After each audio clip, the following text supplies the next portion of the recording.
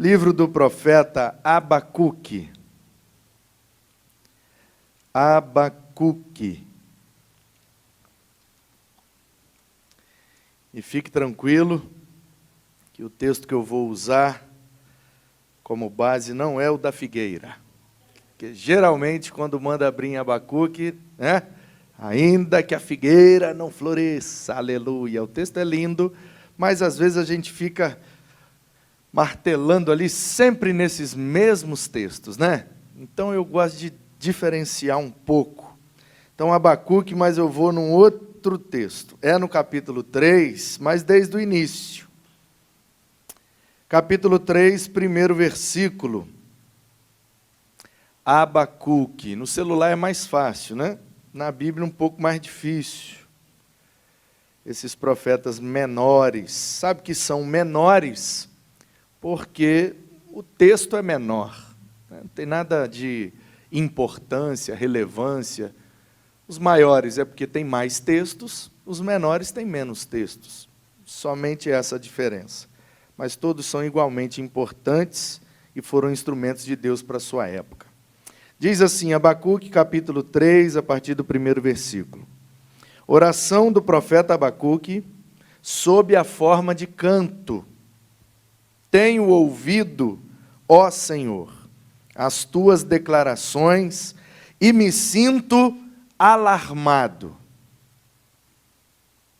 Olha que interessante.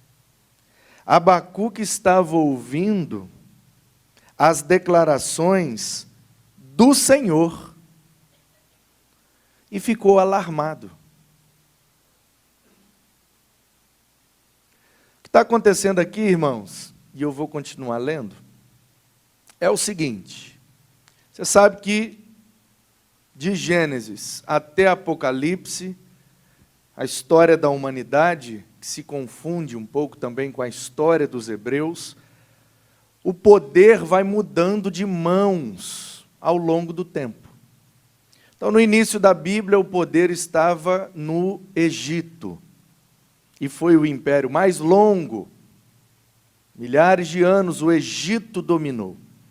Até que por volta do ano 800 a.C., a Assíria, não confunda com Síria. Assíria com A e 2 S's. A Assíria com o grande Senaqueribe. Então foram crescendo, desenvolveram algumas armas diferentes, começaram a usar o cobre e outros metais, e começaram então a ter muitas vitórias nas batalhas e expandiram. E aí a Assíria tomou o poder do Egito e se tornou o grande império, a capital Nínive. E isso durou alguns anos, poucas centenas de anos. Em 722 a.C., a Assíria, já bem poderosa, invade o reino do norte de Israel, que nessa altura já estava dividido, e aí Samaria foi tudo destruído, e eles então, as 10 tribos do norte, né, chamava-se Israel, com a capital Samaria, o centro de adoração em Betel, foi tudo destruído, essas 10 tribos se perderam até hoje. Nunca mais voltaram a se organizar como tribo, como descendentes de Israel, como povo de Deus. Por isso que judeus não se davam com samaritanos. Os judeus se achavam os crentes e os samaritanos eram os desviados. São da nossa família, são descendentes de Israel, mas depois que a Síria invadiu, eles desobedeceram tanto a Deus e não quiseram mais voltar a adorar somente a Deus. A idolatria tomou conta, então ficou por isso mesmo. E aí, a Assíria, então, vai dominando o mundo até por volta do ano 620, 615, quando um tal de Nabopolassar, na Babilônia, ou na Caldeia, que no início, lá em Gênesis, chamava-se Babel, aquela região. E aí depois virou Caldeia, por isso quando Abraão sai de lá, ele sai de Ur dos caldeus, mas é a mesma região que antes chamava Babel. Então, Babel virou Caldeia, e anos depois o pessoal falou, nós temos que voltar às nossas origens, porque nós somos a terra de Babel. Aí virou Babilônia. Então, a Babilônia com Nabopolassar começou a crescer muito. E nesse processo destronou a Assíria e tomou o poder com Nabucodonosor, sucedendo Nabopolassar. E aí o resto da história a gente conhece. Eles invadem Judá, levam o povo cativo, que volta 70 anos depois, e vida que segue. Então, quando é que o Abacuque está profetizando? Porque se ele está profetizando no tempo do Egito, é uma interpretação. Se ele está profetizando no tempo da Assíria, é outra interpretação. Se ele está profetizando na época da Babilônia, é outra. Então, a gente precisa situar o profeta na história. E ele está profetizando exatamente na transição. A Assíria está perdendo o poder, enquanto a Babilônia está ganhando força. Então ele está dizendo, olha, o povo do norte já perdeu tudo, porque não quis ouvir o Senhor. E nós daqui do sul, daqui a pouco vamos perder também, porque não queremos ouvir o Senhor. Então é por isso que ele está dizendo, tenho ouvido, ó Senhor, as tuas declarações e me sinto alarmado. Quais declarações? O que Deus estava falando através de outros profetas. Ezequiel, por exemplo. Sofonias, por exemplo.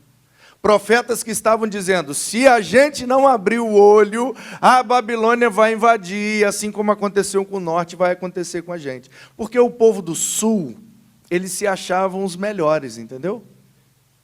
Não, aqui em Jerusalém ninguém invade, porque aqui é o lugar preferido de Deus.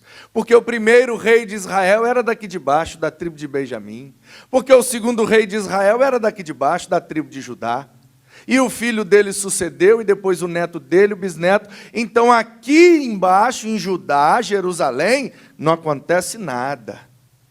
E os profetas estão dizendo, gente, Deus não tem ninguém preferido não, hein? Deus não tem um predileto. E esse foi um dos grandes erros da nação de Israel. Eles confundiram eleição com predileção. Uma coisa é você ser eleito para desempenhar um ofício. Outra coisa é você ser predileto. Israel foi uma nação eleita, mas não era uma nação predileta. A primeira linha da promessa, se lembram? Que ele fez a Abraão? Vou te abençoar.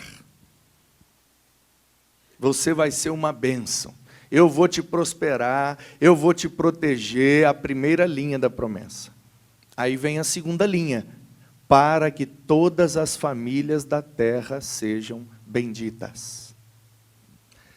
Eles pegaram só a primeira parte da promessa. Deus vai nos proteger, nos prosperar, nos abençoar. E as outras famílias da terra? Ah, eu não sei, eles que se lasquem. Ainda bem que a igreja não age mais assim, né?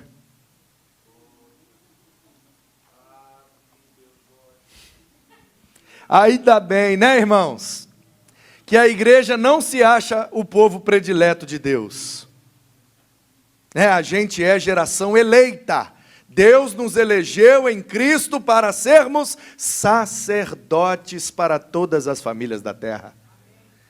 Esse é o papel da igreja, porque se a gente pegar a bênção e segurar, nós estamos fazendo como os judeus, e o Abacuque está dizendo, eu fico com medo quando eu vejo isso, hein, gente? Porque isso atrai o juízo de Deus.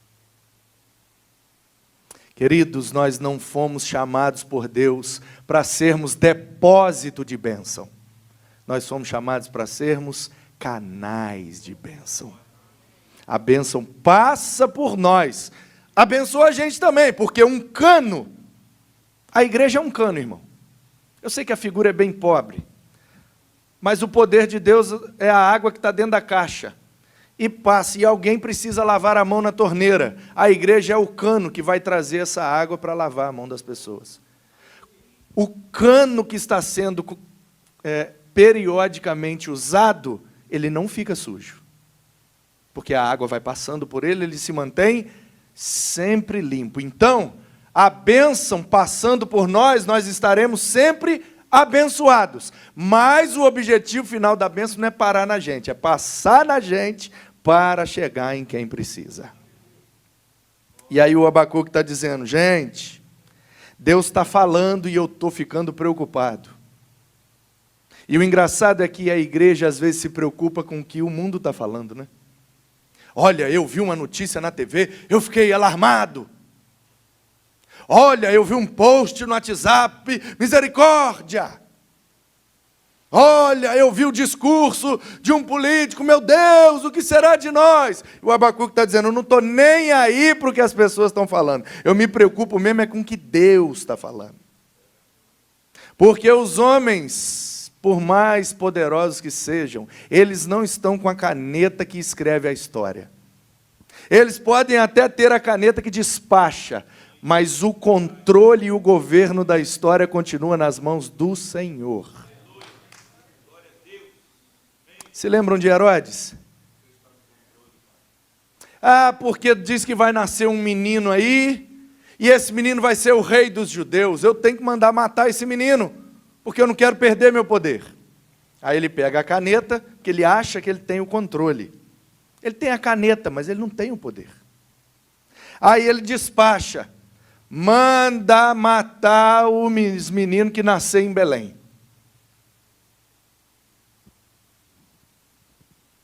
Aí, Jesus nasce em Belém.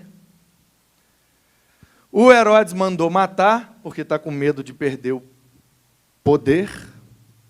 Aí José com Maria precisam fugir para o Egito. O Herodes acha que ele está perseguindo o novo rei. Na verdade, ele só está sendo instrumento de Deus para se cumprir a profecia que dizia, do Egito chamei o meu servo. Gente, o controle está nas mãos do Senhor. Nós não devemos ficar alarmados com as notícias que ouvimos daqui de baixo. A gente precisa ficar alarmado com a voz que vem de lá de cima. Porque o controle e o governo está lá em cima, não está aqui embaixo. E o Abacuque está dizendo, estou ouvindo dizer que a Babilônia está vindo invadir. A Assíria está em declínio, a Babilônia está subindo, e a Babilônia fica na nossa reta aqui. Ó. A Assíria, para chegar na gente, tinha que passar pelo norte primeiro, mas a Babilônia não, eles já estão aqui na reta. Ó. Eles vêm de lá para cá, passam por Negueb e chegam aqui.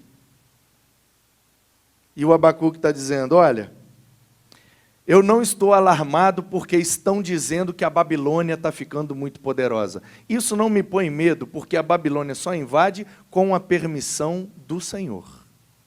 Então eu estou alarmado porque eu estou ouvindo do Senhor que se a gente não obedecer, nós vamos perder. É isso que está me deixando alarmado. Não são as notícias da guerra, é a voz profética que está ressoando e dizendo, se não obedecermos, vamos perder a terra. Queridos, os nossos dias são maus. Claro, uma notícia atrás da outra. E é isso mesmo. O pessoal às vezes fica assustado, né? Ai, mas misericórdia, Jesus está voltando, está tudo piorando, está ficando cada vez mais difícil, meu Deus, a maldade humana. Nada disso. Só mudou a tecnologia, a maldade é a mesma, desde Gênesis 3. Imagina aí a capa do jornal de amanhã. Gazeta ou Tribuna, não sei qual que você prefere. Quase ninguém lê mais jornal, né, gente? Eles estão mandando uns PDF no grupo aí do WhatsApp, a gente fica até chateado, porque nem quer receber mais isso. Mas suponhamos que na capa da Gazeta ou da Tribuna amanhã, a manchete de capa seria assassinato cruel em Vitória. 2 irmãos, sócios, se desentenderam e um matou o outro na frente da família a facadas. Por inveja, porque um estava prosperando mais do que o outro, ele foi lá e matou o irmão a facadas. A sala da casa toda ensanguentada, uma tragédia. A gente olha uma notícia dessa e fala, misericórdia, Jesus está voltando, não é possível. Acabei de descrever Gênesis 4, Caim e Abel. Então não tem nada piorando, meu irmão. Não tem nada piorando. Só piorou uma vez, quando nós pecamos. Nós pecamos no Éden e caímos. E não há mais como piorar. Já estamos no pior, porque o salário do pecado é a morte. Separados de Deus, não tem nada pior do que isso. Mas ainda bem que antes de haver luz, houve cruz. Ainda bem que na eternidade, antes da fundação do mundo, o Cordeiro de Deus já havia decidido se sacrificar para que nós não ficássemos caídos, mas para que nele, pelo poder do seu Espírito, fôssemos levantados da morte para a vida, vivificados em Cristo, para habitar com ele na eternidade. Esse é o plano de Deus para nós, e Ele está executando o seu plano, e nós podemos descansar, porque os seus propósitos não podem ser frustrados.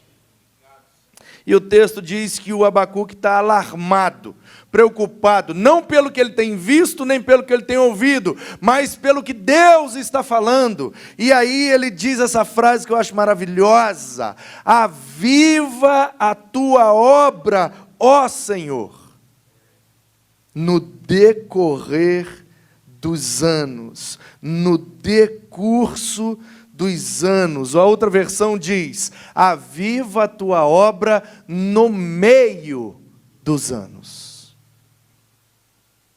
Faze conhecida na tua ira, lembra-te da misericórdia.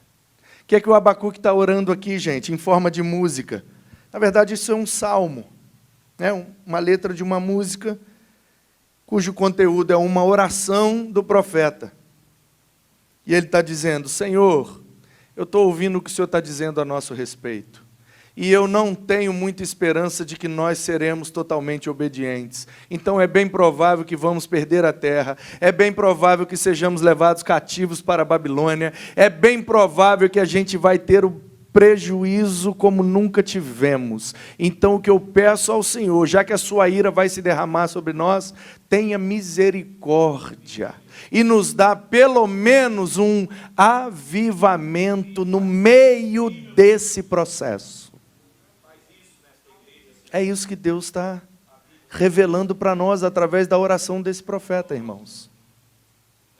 Alguém aqui, sendo crente, antigo, novo, experiente ou neófito, alguém acha que a humanidade pode fugir do juízo final? Não há essa possibilidade. Então qual é a nossa oração? Senhor, na tua ira, lembra-te da tua misericórdia. E nós que somos o seu povo, dá para nós então um avivamento, para que no meio desse processo, que é penoso, possamos passar ligados com o Senhor. Porque a tua presença é a única coisa que vai nos animar para suportar tudo isso. Aviva, Senhor, a tua obra no meio dos anos. E olha que interessante. Por que é que Abacuque não pede no início dos anos? Porque no começo tudo é festa. No começo nós estamos empolgados, no começo é novidade, nós estamos apaixonados, e ninguém desiste no começo. Por que é que Abacuque não diz, aviva, Senhor, no final dos anos? Porque no final, irmão, já está acabando. Ninguém desiste no final.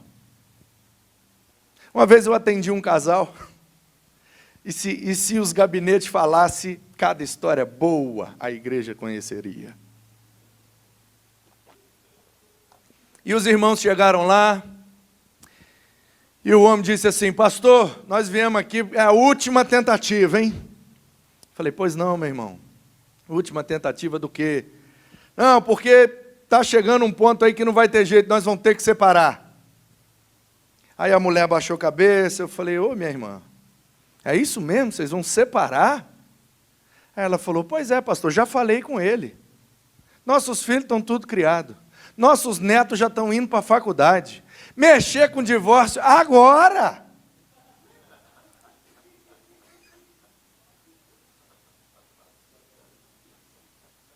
E aí ele olhou para ela, olhou para mim. Eu falei, e aí, meu irmão? Nessa altura do campeonato nós vamos viver isso mesmo, esse desgaste, esse problema, os meninos criados, os netos estudando, tudo resolvido, os dois aposentados, na hora de curtir vai separar? Ele é mesmo, né, pastor?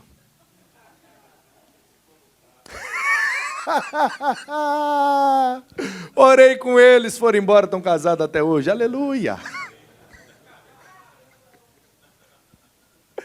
No final, ninguém desiste mais. Agora, o problema é no meio. Porque no meio tem rotina, no meio tem a mesmice, entendeu? No meio tem, aquele peso, aquele desgaste, mas de novo esse negócio, acordar e trabalhar e dormir, meu Deus, no meio é que fica tenso. E o Abacuque, usado por Deus, está orando, cantando e revelando para nós o seguinte: o processo é penoso, mas o Senhor tem um avivamento disponível para nós. E Ele pode nos avivar, para que no meio dos anos a gente tenha a animação do princípio.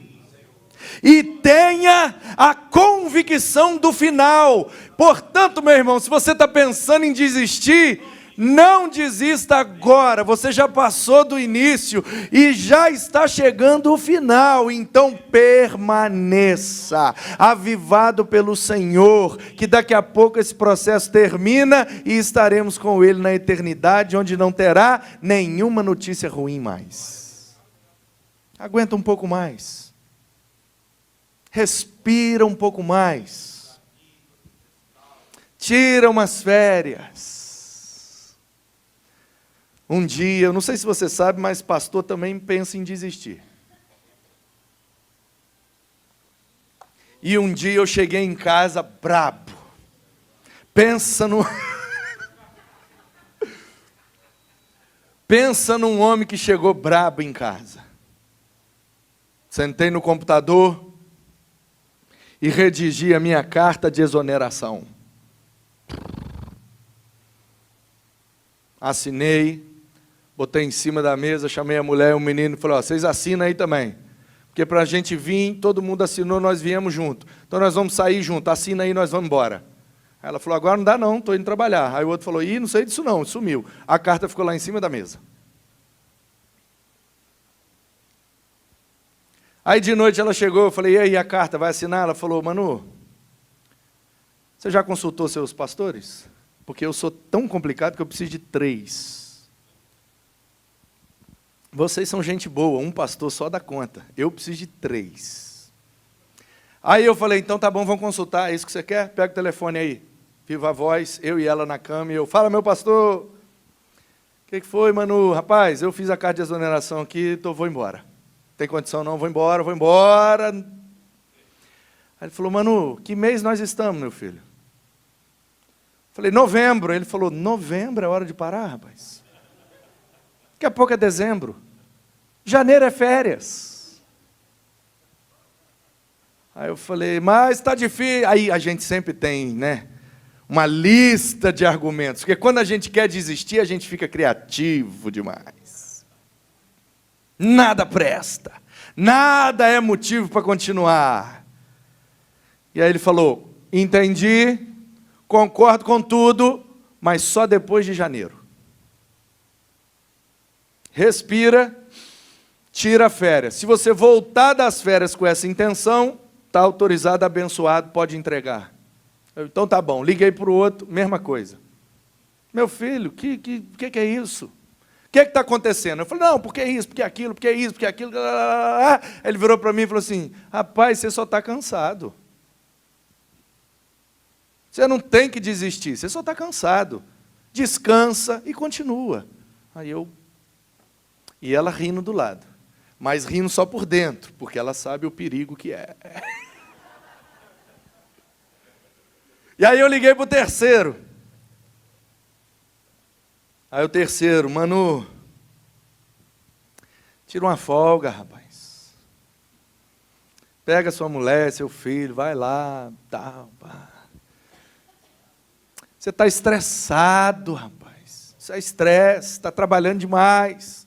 Tira uma folguinha boa, uma folguinha boa. Dorme até meio-dia, amanhã.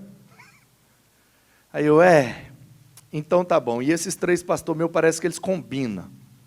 Porque toda vez que eu vou perguntar um negócio, os 3 dão a mesma orientação. Eu falo, não é possível. Aí eu falei, então tá bom, deixa essa carta aí. A carta ficou lá em cima da mesa e o pau quebrou, em novembro e dezembro, e saí de férias. Quando eu voltei, em fevereiro, a carta foi, daqui a pouco ela dobrou, daqui a pouco ela foi para debaixo da fruteira, daqui a pouco a carta estava no lixo, você sabe que eu nem lembro mais daquela carta. Ainda fiquei mais uns 4 anos depois daquilo, e agora eu estou saindo bem, aleluia. E estou indo para São Paulo, minha cidade preferida no Brasil, louvado seja Deus. Não desista, descanse. Às vezes o que a gente precisa não é desistir, é descansar. E é isso que Abacuque está dizendo. No meio dos anos a coisa fica pesada mesmo. A gente só dá conta se o avivamento de Deus estiver nos movendo e nos impulsionando. Portanto, meu querido irmão, é por isso que eu vou orar agora com você. Que eu sei o que é ser crente de igreja. Eu sei o que é frequentar a igreja, liderar na igreja, trabalhar na igreja, se envolver na igreja. Quantas e quantas vezes eu já toquei bateria no louvor com o uniforme da empresa. E tem hora que parece que a gente não vai dar conta de servir a Deus, de obedecer a Deus, de manter a nossa família em Deus diante de tanta situação alarmante. Mas o Senhor está nos prometendo e Ele há de cumprir em nós. Me obedeçam, ouçam a minha voz através do meu profeta, e eu vou avivá-los, e vocês vão dar conta. Pai, muito obrigado pela Tua palavra. Que a promessa do Senhor se cumpra em nós e através de nós. Em especial, coloco os meus irmãos aqui, que me ouviram aqui nessa noite, aqui em Morada de Camburi. Irmãos preciosos, que num dia de semana, à noite, mesmo diante do cansaço, da correria, das situações alarmantes do dia a dia, eles estão investindo um tempo para buscar a Tua presença, e que o Senhor os avive para a Tua glória. Assim como pediu o autor daquele hino, aviva-nos, Senhor, é a nossa petição. Ateia o fogo do alto céu em cada coração.